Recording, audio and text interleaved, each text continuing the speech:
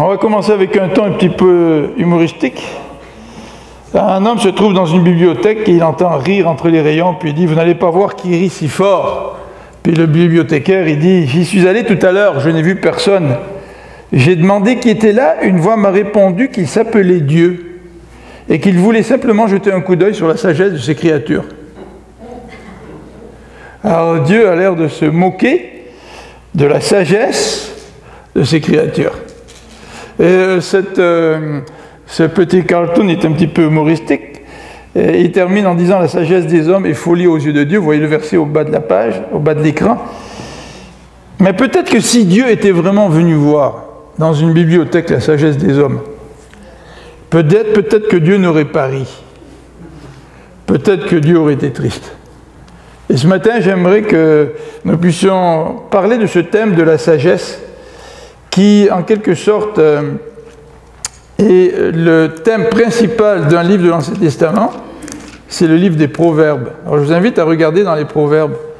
Et nous allons ensemble méditer sur ce verset que nous connaissons tous très bien, la crainte de l'Éternel, Proverbe 1, verset 7. La crainte de l'Éternel est le commencement de la science. Ou, comme dit aussi un autre chapitre de Proverbes, la crainte de l'Éternel est le commencement de la sagesse. Les insensés méprisent la sagesse et l'instruction. Alors, je vous invite à prier ensemble avant de débuter notre méditation sur ce verset tiré de Proverbes chapitre 1, verset 7. Seigneur notre Dieu, c'est vrai que tu veux que nous puissions connaître la sagesse. Tu nous as laissé un livre plein de proverbes. Tu nous as aussi parlé de la sagesse divine qui s'est incarnée en Jésus-Christ. Et tu nous offres de connaître Jésus, pas simplement comme notre Sauveur et notre Seigneur, mais aussi comme le Seigneur de sagesse. Celui qu'on a appelé admirable conseiller, celui qui est capable de nous conseiller dans notre vie, celui qui est capable de nous donner cette sagesse qui nous manque tellement, qui nous fait cruellement défaut à nous, les êtres humains. Donc Seigneur, ce matin, nous aimerions que tu puisses ouvrir notre intelligence pour qu'on puisse comprendre que la crainte de l'Éternel, c'est vraiment le commencement de la sagesse. Et que nous puissions être encouragés à rechercher cette sagesse. Au nom de Jésus-Christ, nous te le demandons, notre Dieu. Amen. Donc, le commencement de la sagesse, nous dit le verset 7 du premier chapitre des Proverbes, ce verset débute par l'expression « la crainte de l'Éternel ». Alors, ce que je voudrais faire ce matin, c'est simplement prendre ce verset et prendre les éléments principaux de ce verset, puis d'en faire nos éléments principaux du message de ce matin. Donc, comme vous voyez à l'écran, la première expression qui vient dans ce verset, la crainte de l'Éternel, ben, cette première expression, elle est suivie d'une deuxième. C'est celle-ci, c'est le commencement de la sagesse. Alors donc, je vais vous inviter à regarder avec moi d'abord qu'est-ce que c'est que la crainte de l'Éternel. Ensuite, qu'est-ce que ça veut dire? C'est le commencement de la sagesse. Et ensuite, j'aimerais qu'on regarde la dernière partie du verset. Les insensés méprisent la sagesse et l'instruction. Qu'on regarde un petit peu le mépris des insensés. Quel est le comportement des insensés? Et qu'est-ce que les insensés perdent? Et pour terminer, ce que j'aimerais faire, c'est de sauter par-dessus les siècles et arriver à Jésus-Christ, qui est lui-même la sagesse incarnée, et comment ce Jésus-Christ peut nous aider à acquérir la sagesse, et terminer par quelques pistes comment obtenir cette sagesse. Alors tout d'abord, la crainte de l'Éternel. La crainte de l'Éternel, quelle est la signification de la crainte de l'Éternel? Alors à l'écran, on va voir maintenant les trois prochains points qui nous décrivent la signification de la crainte de l'Éternel. Qu'est-ce que ça veut dire craindre l'Éternel? Pour certains, craindre l'Éternel, c'est peut-être la terreur. En fait, la Bible nous dit qu'au jugement dernier, les hommes vont être dans la crainte devant le trône du jugement.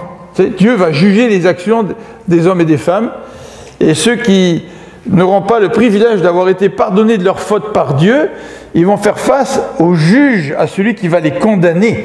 Donc, dans l'Ancien Testament et dans la Bible, le mot crainte fait référence notamment à la terreur.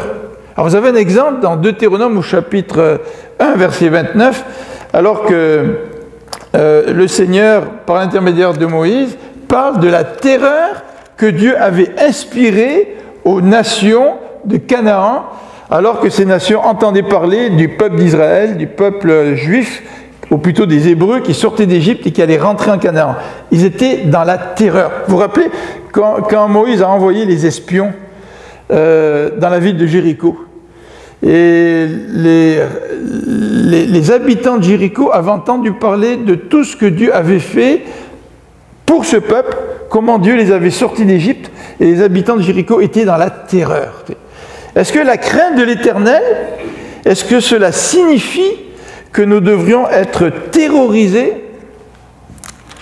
par l'Éternel? Eh bien, en tout cas, la première signification de la crainte de l'Éternel, c'est la terreur. On le voit dans Deutéronome, on le voit aussi dans Jonas.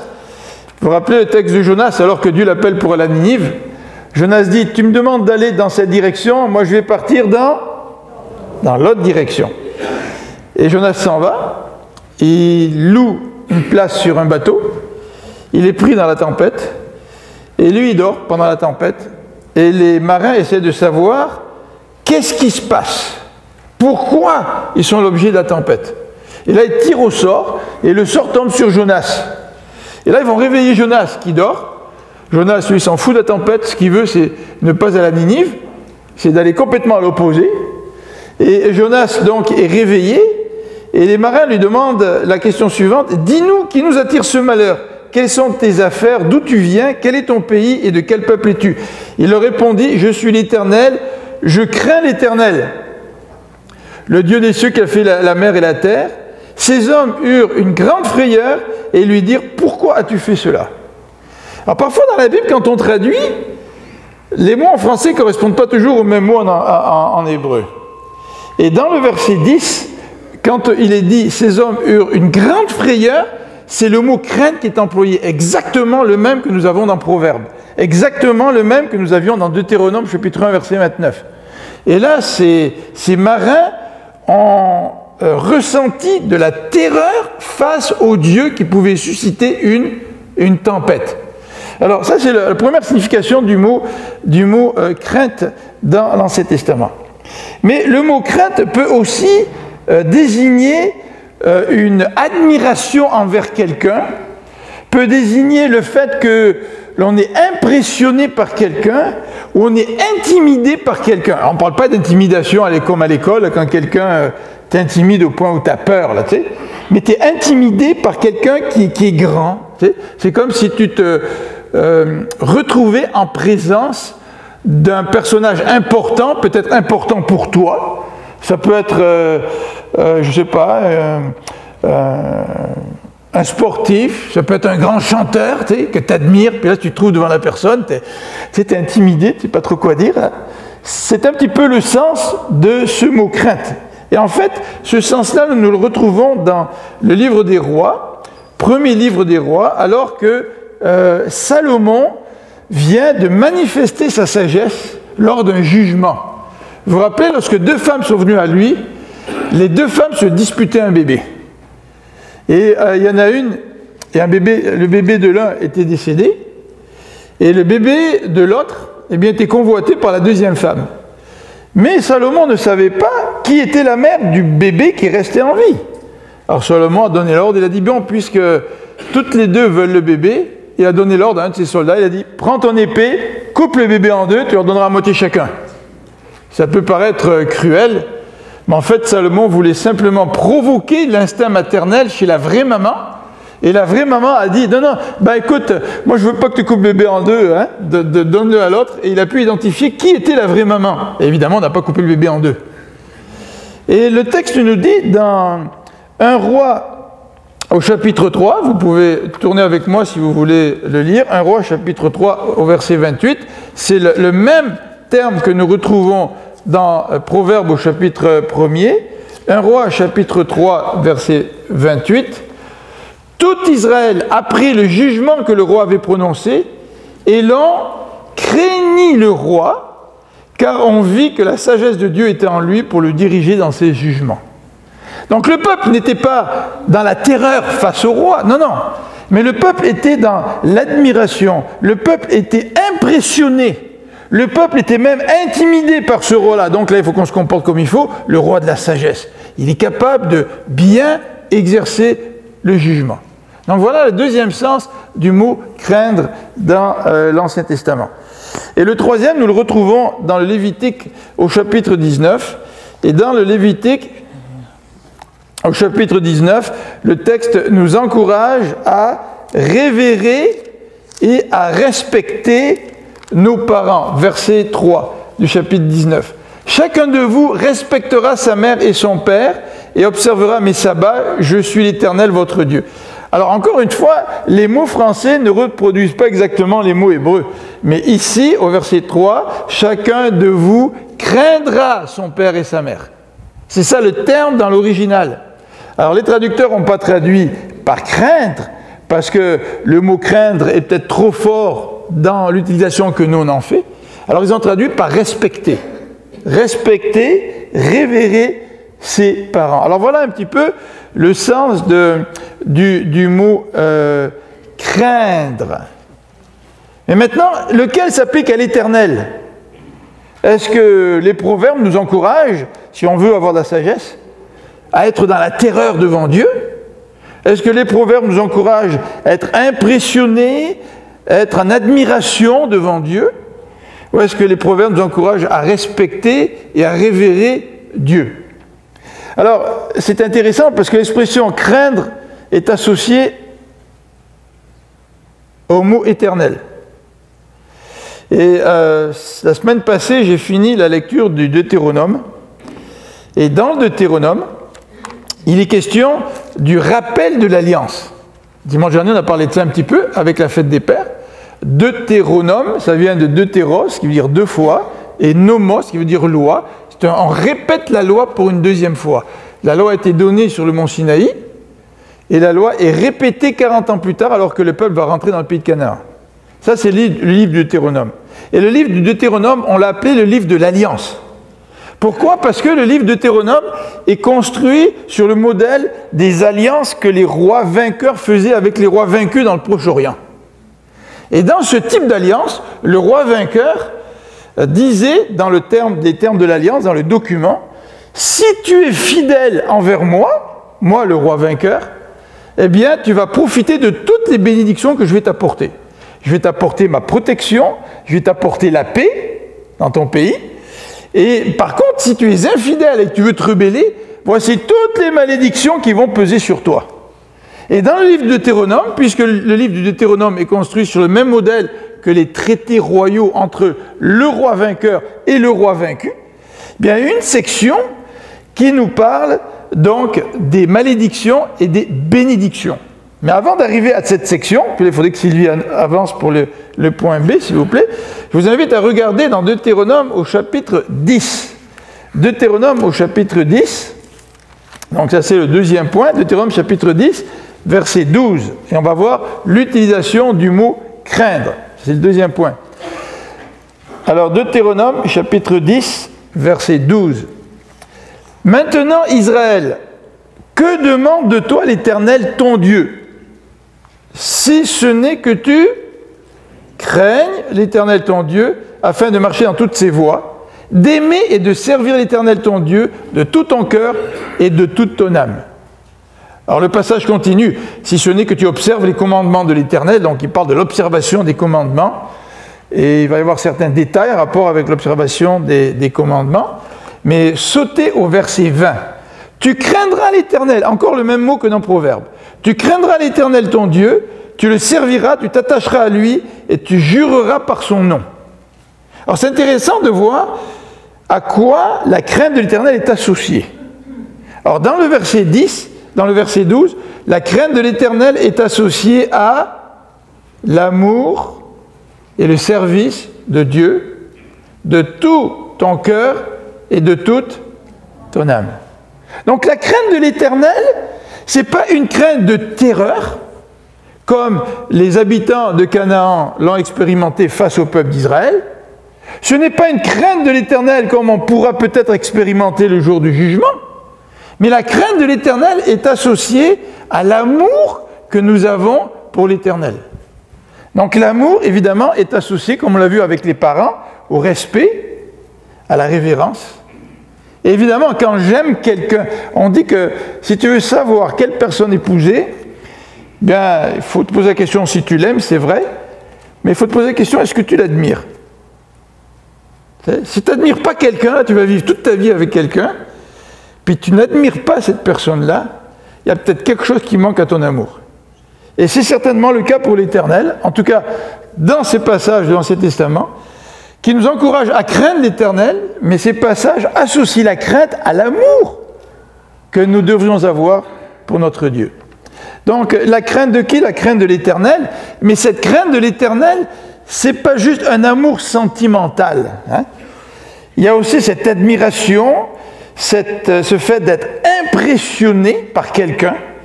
Et c'est vrai que dans les alliances, entre les rois dans le Proche-Orient, entre le roi vainqueur et le roi vaincu, il y a toute cette section de malédiction. Puis ça, c'est le prochain point. Et dans Deutéronome, au chapitre 28, nous avons les malédictions qui sont associées au non-respect de l'alliance. Puis moi, j'ai lu le Deutéronome assez vite. Je l'ai lu sur une couple de journées, 2-3 jours. Puis quand je suis arrivé à Deutéronome, au chapitre 28, puis je l'ai partagé mercredi avec notre groupe, j'ai lu ça, j'ai dit à ma femme, j'ai dit, c'est écrasant de lire Deutéronome chapitre 28. C'est écrasant de lire les malédictions qui peuvent reposer sur le peuple s'il ne respecte pas l'alliance. Puis je vous invite à lire ça, peut-être un jour où vous ne serez pas trop découragé, là, tu sais. Mais à partir du verset 15 jusqu'au verset 68. Et là, vous avez l'énumération de toute la réaction de Dieu si le peuple ne respecte pas l'alliance. Toutes les malédictions qui peuvent tomber sur le peuple. Et là, en lisant ça, je me dis, c'est terrible toutes ces malédictions.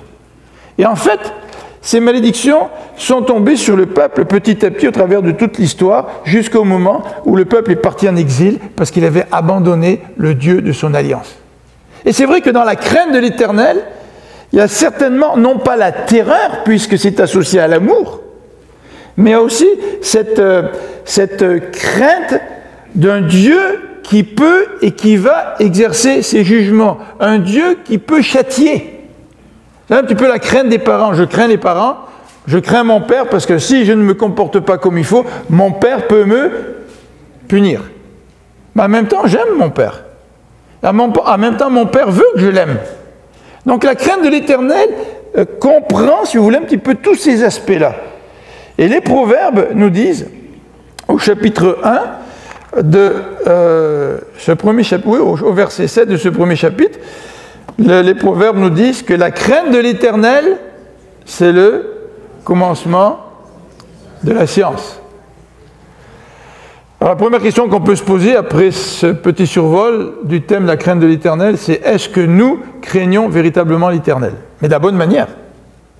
Craindre quelqu'un véritablement pour ce qu'il est, c'est le Dieu tout-puissant, c'est le Dieu juste, mais c'est aussi le Dieu d'amour, bien sûr.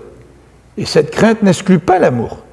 Mais l'amour de Dieu qui exclurait cette toute-puissance de Dieu, cette justice de Dieu, le fait que Dieu peut châtier ceux qu'il aime, bien, cet amour qui ne comprendrait pas toute cette dimension-là de Dieu n'est certainement pas la crainte de l'Éternel dont il est question dans ce passage.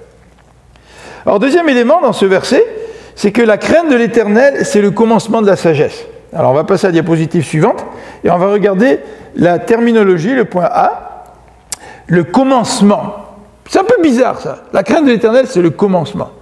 Alors, donc, il faudrait simplement que la crainte de l'Éternel soit un départ. Que la crainte de l'Éternel soit un petit peu ce qui te mettrait sur les rails. Puis après, une fois que tu roules, tu n'as plus besoin de la crainte de l'Éternel. En fait, le mot commencement est utilisé aussi quand on parle des premiers fruits Vous vous rappelez, dans l'Ancien Testament, le peuple devait offrir à Dieu les premiers fruits de la terre en guise de reconnaissance.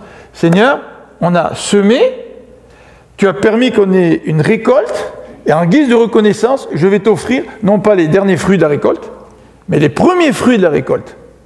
Alors les premiers fruits, c'est le même mot qu'il utilisait. Donc, ce qui est le commencement pourrait être traduit par ce qui est le plus important. Vous savez, la crainte de l'Éternel, c'est ce qui est le plus important dans la sagesse, dans la science. Mais la crainte de l'Éternel, évidemment, ce n'est pas juste le départ.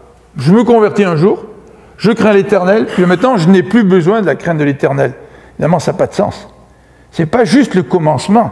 Et c'est pour ça que certains théologiens traduisent ce verset-là comme suit: la crainte de l'Éternel, c'est le principe de la science, ou c'est le principe de la sagesse. En fait, le principe, c'est un... Quand on parle de quelqu'un qui a des principes, c'est une valeur qui sert de moteur, qui sert de direction à la vie de quelqu'un. Alors, j'ai des principes, et je vais me conduire selon ces principes-là. Et ça va caractériser ma vie. Ce n'est pas juste pour le commencement. C'est un principe que j'applique et par lequel je vis. C'est un principe qui dirige ma vie. Donc la crainte de l'Éternel, on pourrait la traduire, c'est le principe de la science. La crainte de l'Éternel, au point 3, c'est une attitude. Avons-nous cette attitude-là? Est-ce que nous craignons l'Éternel? Est-ce que nous l'aimons, l'Éternel? Est-ce que nous avons un équilibre dans notre vie en ayant une relation d'amour, mais une relation de crainte face à la grandeur de Dieu? Est-ce que nous, véritablement, cet amour, cette crainte, ce respect, se fusionnent dans notre vie et se démarquent par notre conduite? Parce que vous savez, dans la Bible, la sagesse, c'est bien se conduire. Et malheureusement, bien des fois, des gens se disent chrétiens et se comportent comme s'ils n'avaient pas du tout ou jamais eu la crainte de l'Éternel. Et sans crainte de l'Éternel, il n'y a pas de sagesse. C'est ce que nous dit ici le livre des Proverbes. Alors, on va regarder donc une autre terminologie, un autre terme dans cette section-là. La crainte de l'Éternel, c'est le commencement de la science. Intéressant. Qu'est-ce que le mot science veut dire? Le mot science, ça veut dire, c'est la connaissance. C'est le premier aspect que nous allons avoir à l'écran. Le mot science désigne la connaissance. C'est intéressant parce que souvent, dans nos milieux évangéliques, il y a un certain mépris pour la connaissance. Moi, je me rappelle, quand j'étais pasteur dans une église, un des leaders d'église avait dit « Voilà, tous les gars qui sortent du séminaire, ils sont transformés là-bas, ils reviennent du séminaire changés, ils ne sont plus les mêmes, puis je ne sais pas qu'est-ce qu'on leur met dans la tête. » Mais cette personne-là avait une impression très négative des séminaires et très négative de la connaissance. Le Saint-Esprit va te dire quoi faire, il va te diriger quand on aura besoin. Ça, c'est vrai. Mais le Seigneur nous demande aussi d'étudier sa parole, d'acquérir de la science et d'acquérir de la connaissance. Maintenant, la connaissance, ce n'est pas l'accumulation de lectures de livres que nous pouvons avoir ou qu'on nous recommande de lire dans un cours ou dans plusieurs cours. Ce n'est pas seulement ça, la connaissance. La vraie connaissance, elle vient de la crainte de l'Éternel. Mais la crainte de l'Éternel nous procure la vraie connaissance. Et une connaissance qui est aussi une connaissance intellectuelle. Il ne faut pas mépriser la connaissance intellectuelle. Dans Proverbes au chapitre 9, verset 10, le même verset se retrouve avec une petite variante. Il nous dit ceci: la crainte de l'Éternel, c'est le commencement de la sagesse. Là, d'un côté, on parle de connaissance, et de l'autre côté, on parle de sagesse. Alors, le mot sagesse, le mot rokma en hébreu, ça désigne, et ça c'est le point numéro 2, ça désigne la capacité de quelqu'un, la capacité manuelle de quelqu'un à réaliser des objets d'art. Par exemple, quand Moïse il a fait construire le tabernacle, Dieu lui a dit, il y a des hommes qui ont de la sagesse. Va les prendre. Qui étaient ces hommes? C'était des artisans qui étaient capables de travailler les reins, qui étaient capables de travailler avec la soie, avec les tissus. C'était des hommes qui étaient des artisans, des artistes, capables de réaliser tout le tabernacle. Et le terme qui est employé, qui les désigne, ce sont des gens qui ont de la sagesse. Alors qu'est-ce que c'est que la sagesse pour des Hébreux? La sagesse pour des Hébreux, c'est la capacité pratique à se comporter. Alors le texte nous dit ici que si tu veux acquérir de la sagesse, c'est-à-dire tu vas avoir une compréhension des choses, mais non seulement une compréhension des choses, mais une capacité qui te permet de mettre en pratique, de vivre bien ta vie, de prendre des bonnes décisions, bien, il faut que tu craignes l'Éternel. Ce n'est pas les élites de la société qui sont nécessairement des hommes sages. Et en fait, aujourd'hui, on s'en fout un peu de la sagesse. Hein? Honnêtement, là, on élit des représentants du peuple qui peuvent faire preuve d'un manque de sagesse, qui ne sont même plus des exemples, autant au niveau moral qu'au niveau de la corruption. Et on est conduit par des gens qui ne sont plus sages, qui ne savent même plus ce que c'est que la sagesse. Mais c'est encore pire, parce que l'endroit où nous devrions trouver des gens remplis de sagesse, c'est au sein du peuple de Dieu. Et si vous êtes dans l'Église depuis longtemps, ben vous avez certainement plusieurs exemples de manque de sagesse. Oh, peut-être parce que il y a des nouveaux chrétiens dans l'Église, puis ils n'ont pas eu le temps de grandir, ça c'est vrai. Mais quand ça arrive à des gens qui sont chrétiens depuis 20 ans, 30 ans, 40 ans, et qui manquent de sagesse, ben là on se dit à un moment donné, il y a quelque chose qui ne va pas. Pourtant, la Bible nous dit que si nous craignons Dieu, nous pouvons marcher dans la sagesse. Regardez un petit peu comment nous vivons notre vie. Regardez un petit peu quel genre de décision nous avons pris. Peut-être depuis 5 ans, depuis 10 ans, peut-être depuis 20 ans. Examinons notre vie à la lumière de la parole de Dieu, à la lumière de ce qu'elle nous dit aujourd'hui. Est-ce que véritablement nous avons fait preuve de sagesse dans les choix et les directions que nous avons prises dans notre vie? Vous savez, souvent, qu'est-ce qu'on fait? On prend des mauvais choix. Et puis, bon, ben, une fois que les mauvais choix sont pris, puis que les conséquences sont là, bien, on tombe dans un genre de philosophie qui consiste à dire « ben écoute, c'est comme ça », une genre de résignation, puis on continue notre vie. Est-ce que c'est ça que le Seigneur veut? Ou est-ce que le Seigneur veut que nous puissions véritablement grandir et apprendre à devenir des hommes et des femmes sages?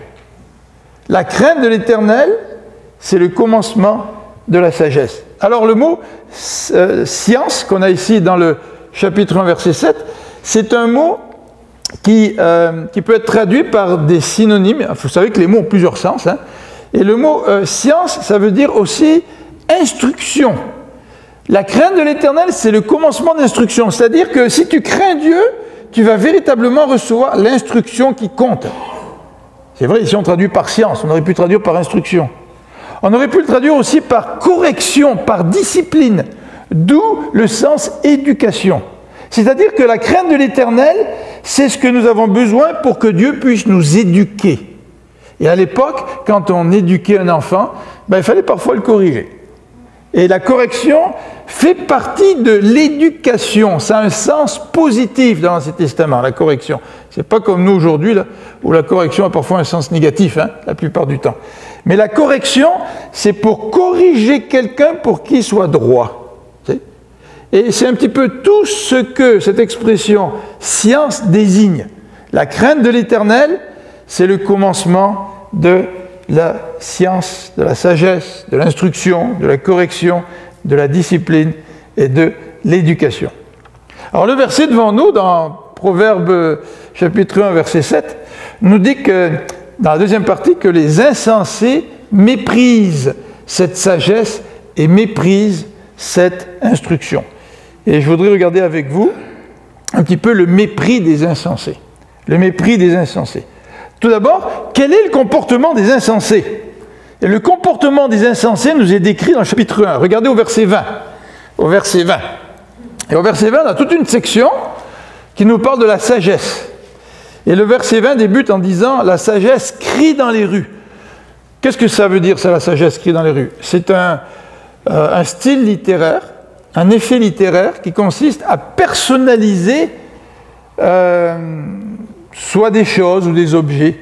Vous savez, on a un chant qui dit les arbres des champs battront des mains. Vous vous rappelez là, ce chant-là?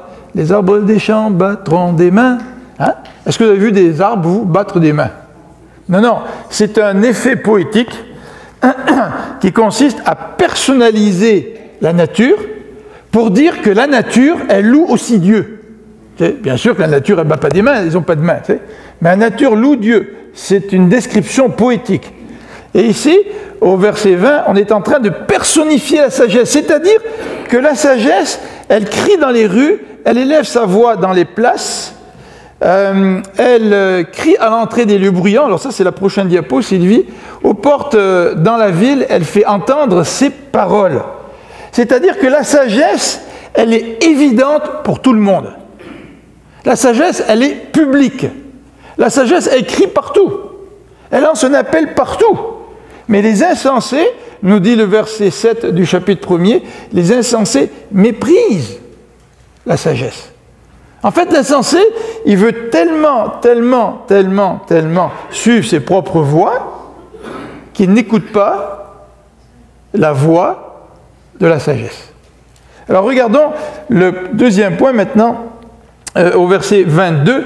Regardez au verset 22. « Jusqu'à quand, stupides, aimeriez-vous la stupidité? Jusqu'à quand les moqueurs se plairont-ils à la moquerie? Et les insensés haïront-ils la science ?» Au verset 24. « Puisque j'appelle et que vous résistez, puisque j'étends ma main et que personne n'y prend garde, puisque vous rejetez tous mes conseils et que vous n'aimez pas mes réprimandes. » Et on saute maintenant au verset 30. Mais c'est la description de l'insensé. Au verset 30, il nous est dit « Parce qu'ils n'ont point aimé mes conseils et qu'ils ont dédaigné toutes mes réprimandes. » Le texte nous dit « Ils se nourriront du fruit de leur voix et ils se rassasieront de leurs propres conseils. » Verset 32 « Car la résistance des stupides les tue et la sécurité des insensés les perd. » Alors quel est le comportement des insensés? Les insensés sont des gens qui entendent l'appel de la sagesse, mais qui rejettent les conseils de la sagesse. Et quand tu rejettes les conseils de la sagesse, bien tu fais face à quoi? Troisième aspect, aux conséquences. Et le verset 26 nous décrit les conséquences. « Moi aussi je rirai quand vous serez dans le malheur, dit la sagesse. Je me moquerai quand la terreur vous saisira. Quand la terreur vous saisira comme une tempête et que le malheur vous enveloppera comme un tourbillon. » Les conséquences normales à des décisions d'insensés, c'est la tragédie. C'est une conséquence de cause à effet. Tu vas faire de la moto et puis tu choisis de ne pas t'équiper en conséquence. Puis tu vas faire de la moto en gougoune, en t-shirt, avec un short. Alors, il fait tellement chaud, là, il fait 30 degrés, puis sentir le vent sur ma peau, là, c'est grisant. Puis tu n'as pas besoin de casque, de toute façon, toi, tu n'arriveras à rien. Et puis là, tu es sur l'autoroute, puis j'aimerais bien voir ce qu'elle a dans le ventre, cette moto. Et puis là, c'était plus 120, tu étais déjà 120. Mais là, c'est 140, 150. Et puis là, dans ta folie, tu n'as pas vu qu'il y avait un nid de poule, parce qu'au Québec, il y a des nids de poules. Et tu arrives à 150 km/h en moto, là, dans un nid de poule, et puis là, tu te prends, là, comme on dit, la fouille de ta vie. C'est vraiment la fouille de ta vie, parce que quand tu tombes, tu meurs. Tu n'as rien pour te protéger. Les conséquences de décision des insensés sont extrêmement graves dans leur vie. Et le texte ici nous en fait une description. Regardez, non seulement le verset 27 qui nous dit « Quand la détresse et l'angoisse fondront sur vous, ils m'appelleront et je ne répondrai pas. Ils me chercheront et ils ne me trouveront pas. » Verset 29, « Parce qu'ils ont haï la science et qu'ils n'ont pas choisi la crainte de l'Éternel. Parce qu'ils n'ont point aimé mes conseils et qu'ils ont dédaigné toutes mes réprimandes. » Verset 32, la résistance des stupides les tue, et la sécurité des insensés les perd. Vous savez, c'est l'appel des proverbes est un appel extrêmement solennel, là, dont les réactions à l'appel sont extrêmement importantes. Soit j'accepte la sagesse, les conseils de la sagesse, soit je la refuse avec toutes les conséquences qui vont avec, des conséquences tragiques. Et on voit les tragédies tout autour de nous d'hommes et de femmes qui ne savent pas se comporter avec sagesse. Et ça peut être dans toutes sortes de domaines de notre vie. Ça peut être dans notre relation avec nos enfants, avec notre épouse, ça peut être dans les finances, ça peut être dans les relations de travail, ça peut être dans toutes sortes de domaines dans notre vie. Est-ce que nous faisons preuve de sagesse? Alors, qu'est-ce qu'ils perdent, ces insensés? Bon, on va le voir au prochain point. Ce qu'ils perdent, tout d'abord, ça nous est décrit au verset 1 du chapitre 1. Salomon nous dit qu'il a écrit les proverbes et il nous dit pourquoi. Il nous dit pour connaître la sagesse et l'instruction, pour comprendre les paroles de l'intelligence, pour recevoir des leçons de bon sens, pour donner au simple du discernement, verset 6, pour saisir le sens d'un proverbe ou d'une énigme, pour saisir les paroles des sages et leurs sentences. Voilà le but des proverbes. Voilà ce que Salomon veut pour son peuple. C'est que son peuple comprenne la sagesse. Et les insensés rejettent tout ça. Les insensés rejettent cette sagesse, rejettent les leçons de bon sens, rejettent les paroles de l'intelligence. Pour eux, ce qui est important, c'est de vivre selon ce que eux ont décidé de vivre. Alors, le deuxième description de ce qu'ils perdent, bien, nous la retrouvons au verset 33. Regardez au verset 33.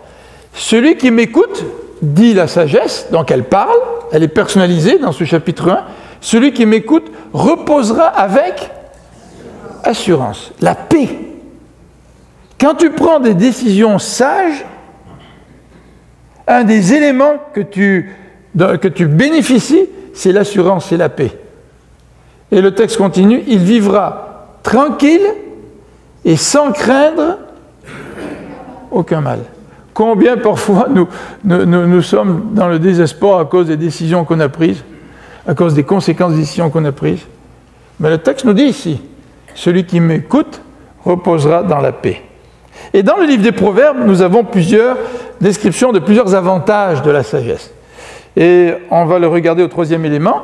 Le premier, c'est la vie. On verra pas tous les versets, mais je vais vous en lire quelques-uns simplement. Dans Proverbe 10, au verset 27. 10, verset 27. La crainte de l'Éternel augmente les jours. Elle augmente les jours, la crainte de l'Éternel. Vous savez que l'angoisse, les conflits, ça use quelqu'un. Et les gens qui vivent en paix ont évidemment une espérance de vie bien plus longue que ceux qui vivent tout le temps perturbés. Et Proverbe au chapitre 14, verset 27, va dans cette même direction lorsqu'il nous dit « La crainte de l'Éternel est une source de vie pour détourner des pièges de la mort. » Le manque de sagesse nous conduit dans la mort, pas dans la mort physique, nécessairement. Parfois, oui.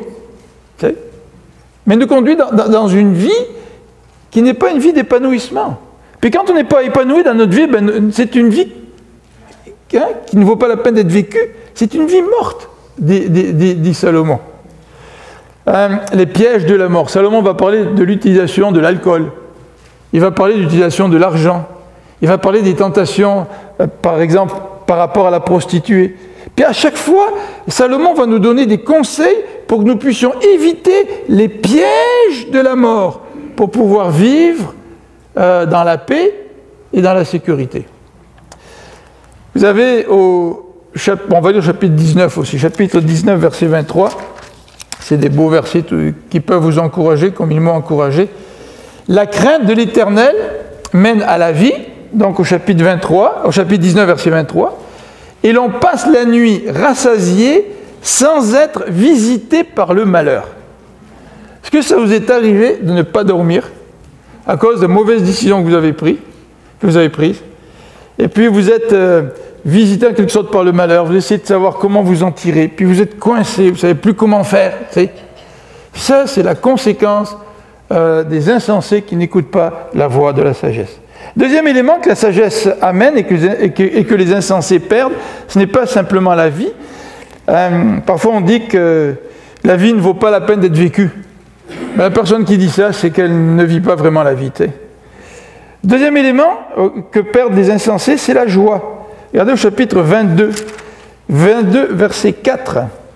Le fruit de l'humilité, le fruit de la crainte de l'Éternel, c'est la richesse, la gloire et la vie. Je ne sais pas pourquoi j'ai mis la joie. En tout cas, c'est la richesse, la gloire et la vie. Chapitre 28, verset 14. 28, verset 14. Le texte nous dit « Heureux l'homme qui est continuellement dans la crainte ». Ah, là, qu'est-ce que ça veut dire? On le prend hors contexte. Est-ce qu'il veut dire qu'il faut toujours avoir peur, tu sais? Non, non, non. C'est toujours cette même crainte de l'Éternel. Heureux l'homme qui est continuellement dans la crainte. Le commencement de la sagesse, c'est pas juste le commencement, on a dit. On a dit que c'est un principe. Et ce verset-là nous dit, heureux l'homme qui est continuellement, qui vit selon le principe de la crainte de l'Éternel. Mais celui qui endurcit son cœur tombe dans le malheur. Voyez-vous? Heureux l'homme qui est continuellement dans la crainte de l'Éternel. Dernière diapo, Sylvie, s'il te plaît. Qu'est-ce que c'est que la sagesse? Qu'est-ce que c'est que la sagesse? Le verset de Proverbe 1, verset 7 nous parle de la sagesse, mais ne la décrit pas totalement. Alors on va regarder un petit peu ce que c'est que la sagesse. En conclusion, la sagesse, c'est d'abord un choix. Alors moi, je n'ai pas été éduqué comme ça. Moi, je suis pas fait comme ça. C'est pas dans ma nature. J'ai été créé d'une certaine manière. Ça, c'est l'excuse des chrétiens. Les autres qui ne sont pas chrétiens ne disent pas que j'ai été créé.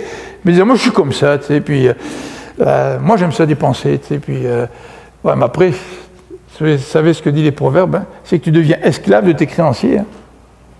Puis quand tes créanciers te téléphonent à la maison, parce que tu ne paies pas à temps tes cartes de crédit, par exemple, et que tu en as plusieurs, tes cartes de crédit sont pleines, tu n'arrives même pas à payer le minimum, et qu'ils te téléphonent régulièrement pour savoir quand c'est que tu vas payer, là tu deviens esclave de tes créanciers. Tu sais. Et le texte biblique nous dit que la sagesse ne prend pas comme excuse en disant que toi tu es comme ça. C'est pas vrai. Là. La sagesse, c'est un choix. Regardez le verset 29 du chapitre 1. Verset 29 nous dit « Les insensés ont haï la science, ils n'ont pas choisi la crainte de l'Éternel. » Peut-être que ce matin, ce dont nous avons besoin, vous et moi, c'est de délibérément, devant Dieu, ce matin, dire à Dieu, Seigneur, je veux choisir la crainte de l'Éternel. Il y a un choix là, qui est déterminant, qui est placé devant nous. Regardez le chapitre 8, verset 13, nous dit que la crainte de l'Éternel, c'est haïr le mal. C'est-à-dire que je choisis de haïr le mal, de rejeter le mal. Et le dernier élément pour la description de la sagesse qu'on retrouve dans les proverbes, c'est que la sagesse, elle vaut mieux qu'un trésor. Chapitre 15, on va le lire, le verset 16. Mieux vaut peu avec la crainte de l'Éternel qu'un grand trésor avec le trouble.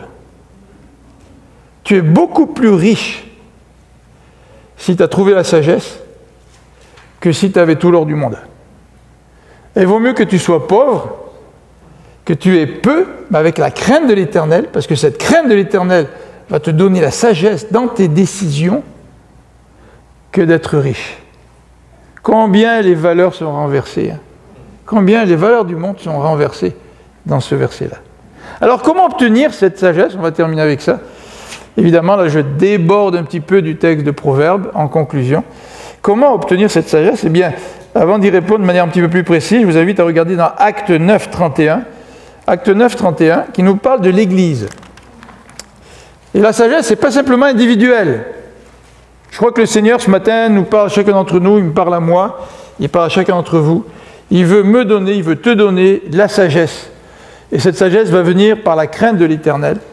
Mais dans Acte 9, au verset 31, il est question de l'Église. L'Église était en paix dans toute la Judée, la Galilée et la Samarie, s'édifiant et marchant dans la crainte du Seigneur et elle s'accroissait par l'assistance du Saint-Esprit. Voyez-vous, un des éléments dans la croissance de l'Église, c'est la crainte de l'Éternel. Alors évidemment, on pourrait parler là-dessus et bien plus longtemps que le temps qui nous est alloué ce matin. Mais comment obtenir cette sagesse? Bien par Jésus-Christ, nous dit la Bible. Vous savez, Jésus-Christ, c'est la sagesse incarnée. Dans 1 Corinthiens, on nous parle de la sagesse de Dieu qui se manifeste à travers Jésus-Christ. Et c'est lui qui, en venant en nous, peut nous donner la sagesse dont nous avons besoin. Tout à l'heure, j'ai dit que nous sommes devant un choix. Ça, c'est ce que dit les Proverbes. Mais le Nouveau Testament va plus loin.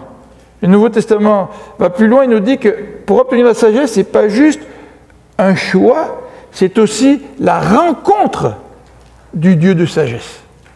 Et que si tu rencontres le Dieu de sagesse, si tu rencontres Jésus-Christ, son Fils, qui est la sagesse personnalisée, incarnée, la sagesse ne sera plus seulement un effort de ta part ou un choix de ta part, mais la sagesse, elle va venir d'une personne que tu acceptes dans ta vie. Et cette personne, nous dit la Bible, elle veut changer toute ta vie.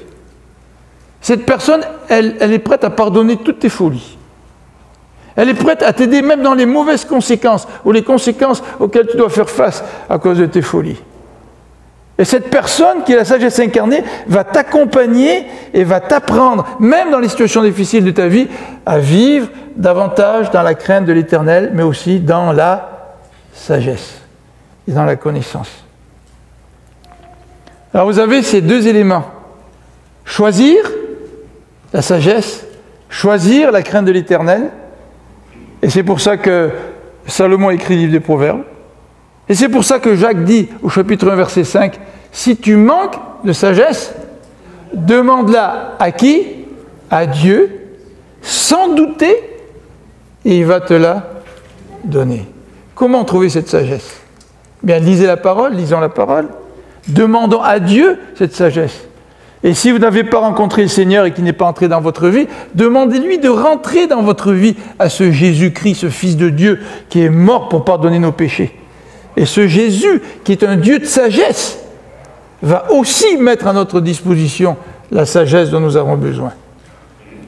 Mais comment vivre la sagesse? La crainte de l'Éternel est le principe de la sagesse. Prions ensemble.